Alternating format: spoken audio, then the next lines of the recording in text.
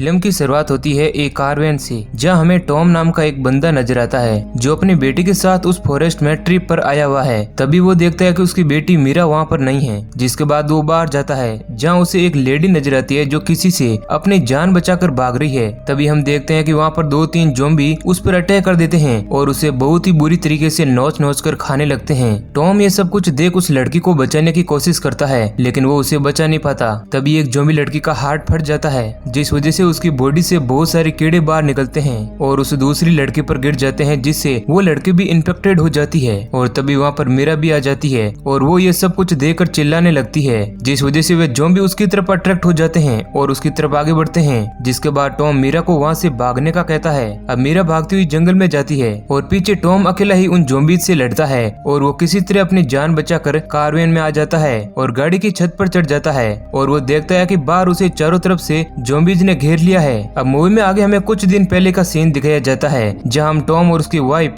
Naomi को देखते हैं, जहां पर वो लोग किसी बात को लेकर चर्चा कर रहे हैं। अब यहाँ टॉम और मीरा की बातों को सुनकर हमें पता चलता है कि उन दोनों की बनती नहीं है और रात होने पर नाओमी टॉम से कहती है कि उसे मीरा के साथ टाइम स्पेंड करना चाहिए, जिससे तुम दोनों के बीच अच्छी बॉन्डिंग हो। और फिर नाओमी उन दोनों को एक ट्रिप पर जाने का कहती है, लेकिन टॉम एक बहाना बना देता है। लेकिन नाओमी के बार बार कहने पर टॉम उसे ट्रिप पर ले जाने के लिए तैयार हो जाता है। अगली सुबह होने पर वो दोनों एक ट्रिप पर निकल जाते हैं, जहां उन्हें कार के रेडियो पर एक अनाउंसमेंट सुनाई देती है, जिसमें बताया जाता है कि फॉरेस्ट एरिया में कुछ लोग अजीब हरकतें कर रहे हैं और वो दूसरे लोगों को भी नुकसान पहुंचा रहे हैं। लेकिन टॉम इस इंफॉर्मेशन को इग्नोर करके आगे बढ़ता है और वो दोनों जंगल में पहुंच जाते हैं, जहां टॉम उसे ना चाहते हुए भी उसे ट्रैकिंग, फिशिंग और घूमने जाने को कहता है। लेकिन मीरा उसे हर बात के लिए मना कर देती है और कहती है कि मुझे वापस घर ले चलो। लेकिन टॉम बताता है कि तुम बस एक दिन यहाँ रह लो, अगर तुम्हें इस जगह पर बिल्कुल भी अच्छा ना लगा तो हम कल ही वापस लौट जाएंगे। ऐसा कहकर वो दोनों अपने अपने काम में बिजी हो जाते हैं। लेकिन थोड़ी देर बाद मीरा किसी पहाड़ी पर जाने के लिए कहती है, जिसके बाद टॉम उसे वहाँ पर ले जाता है।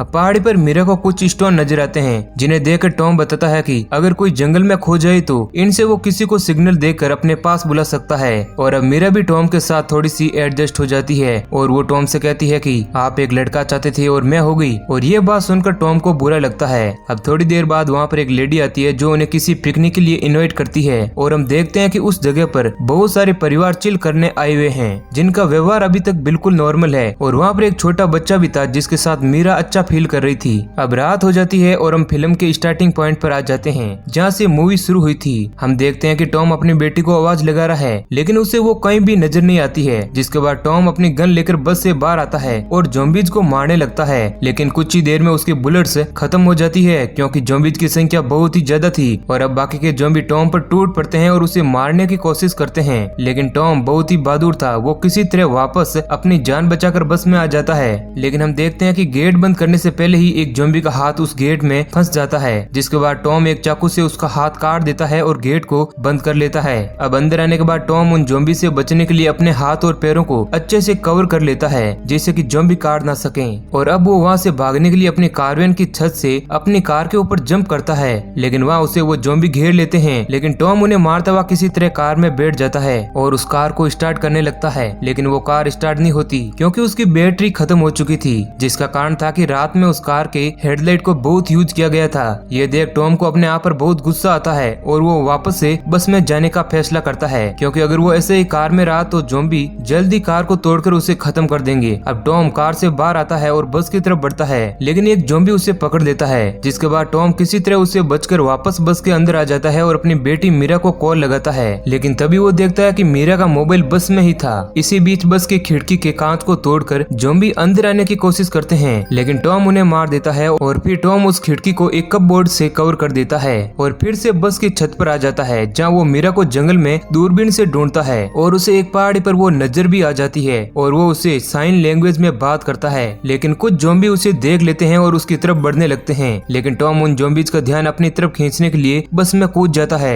और ज़ॉम्बीज़ को मारने लगता है। इसी बीच में वो मीरा को वहाँ से भागने का कहता है और मीरा वापस से उस जंगल में चली जाती है। अब टॉम बहुत से ज़ॉम्बीज़ को मारकर वापस बस में आता है और अपने आप को बहुत ही थका हुआ महसूस करता है, क्योंकि वो ज़ॉम्बी से लड़ लड़ कर बुरी तरह घायल हो चुका था। वहीं एक तरफ हम मीरा को देखते हैं जो रात के अंधेरे में बारिश के बीच उन जंगलों में घूम रही है और इसी दौरान उसे एक बच्चा नजर आता है जो ज़ॉम्बी बन चुका है। और ये लड़का वही है जो उस कपल के साथ आया था, जिनके साथ मीरा और टॉम ने बहुत टाइम स्पेंड किया था। अब ये ये देख मीरा उससे बचकर भागने लगती है। इधर हमें टॉम को दिखाया जाता है जो अभी भी कार वैन के अंदर ही है और वो किसी तरह अपनी बेटी को ढूंढने की कोशिश करता है। इसी दौरान वो देखता है कि कुछ ज़ॉम्बी अब कार वैन की छत पर आ चुके हैं और वो किसी भी वक्त अंदर भी आ सकते हैं, लेकिन टॉम समय रहते उन ज़ॉम्बीज को मारकर नीचे गिरा देता है। साथ ही अब वो बहुत ही कमजोर होने लगा था और उसकी हालत खराब हो रही थी। इसी दौरान बारिश और तेज हो जाती है और टॉम कार वैन के अंदर ही बेहोश हो जाता है और अगली सुबह जब उसकी नींद खुलती है तो वो वापस कार वैन की छत पर आता है और देखता है कि एक ज़ॉम्बी एक जैकेट को लेकर आ रहा है और वो जैकेट किसी और का नहीं बल्कि मीरा का ही था। इस बात को लेकर टॉम और ज्यादा टेंशन में आ जाता है और उसे ऐसा लगता है कि शायद उसकी बेटी भी अब मारी जा चुकी है और वो बहुत ही ज्यादा उदास हो जाता है और गन में बची हुई लास्ट गोली से अपने आप को खत्म करने का फैसला करता है। लेकिन फिर से उसे लगता है कि उसकी बेटी मीरा अभी भी जिंदा है और वो अपने आप को खत्म करने का प्लान कैंसिल करता है और वो एक बार फिर से अपनी लाइफ को बचाए रखने के लिए नई नई तरकीब सोचने लगता है और बस की छत पर टूटे हुए कांच के टुकड़े को रख देता है और साथ ही कुछ बियर के कैन भी छत पर ही छोड़ देता है, जैसे जैसे ही ज़ॉम्बी छत पर आएंगे उसे पता चल जाएगा। इसी बीच उसे एक कार आती हुई दिखाई देती है जिसका पीछा करने के लिए बहुत सारे ज़ॉम्बी उसकी तरफ बढ़ते हैं, लेकिन कार बहुत ही ज्यादा स्पीड में होने के कारण वे एक पेड़ से जाकर टकरा जाती है, जिसके बाद वे सारे ज़ॉम्बी उस कार पर टूट पड़ते हैं। ये सब देख टॉम भी बस से नीचे आता है और उस आदमी की मदद करता है और वो उसे बचाकर बस में ले आता है, जिसके बाद वो दोनों एक दूसरे के बारे में बातें करते हैं। इसी बीच टॉम को पता चलता है कि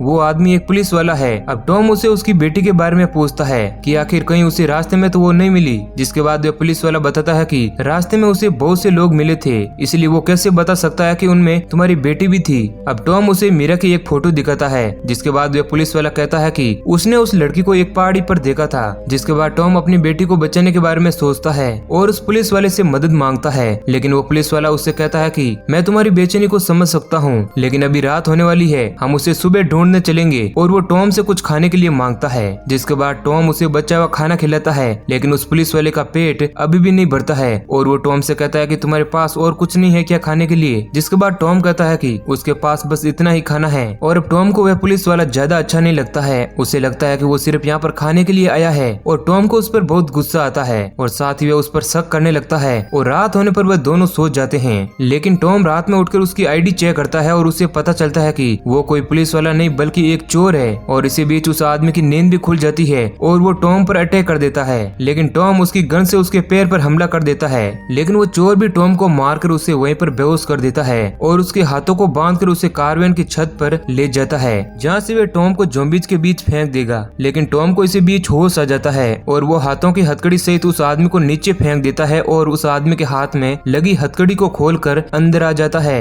और अब वो और ज्यादा थका हुआ महसूस करता है और उसे नींद आ जाती है और वो एक सपना देखता है कि उसकी बेटी मीरा अब एक ज़ॉम्बी बन चुकी है। ये देख उसकी नींद खुल जाती है और वो देखता है कि बहुत सारे ज़ॉम्बी बस में आ चुके हैं, जिसके बाद टॉम गैस ऑन कर ब्लास्ट कर देता है, जिससे वो भी बेहोश हो जाता है और ज़ॉम्बीज भी मारे जाते हैं। और जब उसकी वापस नींद खुलती है तो वो देखता है कि बस की हालत बहुत ही खराब हो चुकी है। साथ ही वो देखता है कि बाहर पहाड़ी पर धुआं हो रहा है और उसे लगता है कि ये सिग्नल उसकी बेटी मीरा ने ही उसके लिए दिया है, जैसा कि टॉम ने उसे पहले बताया था। और जिसके बाद टॉम किसी भी तरह उस पहाड़ी पर पहुंचने का सोचता है और अब टॉम को बाहर कार की बैटरी नजर आती है, जिसे लेने के लिए वो कारवैन से नीचे जाता है और इसी बीच वो फायरिंग गन को यूज करके आगे बढ़ता है, जिससे सारे ज़ॉम्बी उस गन की डायरेक्शन में चले जाते हैं और टॉम बैटरी को लेकर कार की चाबी लेने जाता है और जैकेट पहन के चाबी लेकर आगे बढ़ता है और इसी बीच एक ज़ॉम्बी उस पर अटैक कर देता है, लेकिन वो किसी तरह अपने आप को बचा लेता है और वो बस की छत पर आकर गाड़ी में बैठ जाता है। लेकिन तभी वो देखता है कि गाड़ी की चाबी उसके पास नहीं है, क्योंकि वो चाबी उस जैकेट में रह गई थी। जिसके बाद टॉम कार को डायरेक्ट स्टार्ट कर लेता है और गाड़ी स्टार्ट भी हो जाती है और वो वहाँ से भागने लगता है, लेकिन एक ज़ॉम्बी अभी भी उसका हाथ नहीं छोड़ता है और इसी बीच वो गाड़ी अनकंट्रोल हो जाती है और गाड़ी एक पेड़ से जा टकराती है और अब टॉम को लगता है कि अब वो भी मारा जाएगा और वो एक फायरिंग गन से बस में रखे हुए सिलेंडर पर शूट करता है, जिससे वहाँ पर एक बहुत ही बड़ा ब्लास्ट होता है और वो ज़ॉम्बी मारे जाते हैं। इसके साथ वह भी बेहोश हो जाता है और जब उसे वापस होश आता है तो वो देखता है कि सारे ज़ॉम्बी मारे जा चुके हैं और वो वहाँ से उसी धुएं की तरफ आगे बढ़ता है। कुछ दूर चलने पर उसकी बेटी मीरा वहाँ पर उसे बेहोश पड़ी हुई मिलती है और जब वो मीरा के पास जाता है तो मीरा को होश आ जाता है और इसी सीन के साथ मूवी एंड हो जाती है। तो दोस्तों उम्मीद है कि आपको हमारा ये वीडियो पसंद आया है। वीडियो अच्छा लगा है तो लाइक करें और ऐसे ही इंटरेस्टिंग वीडियो पाने के लिए चैनल को सब्सक्राइब करें। धन्यवाद।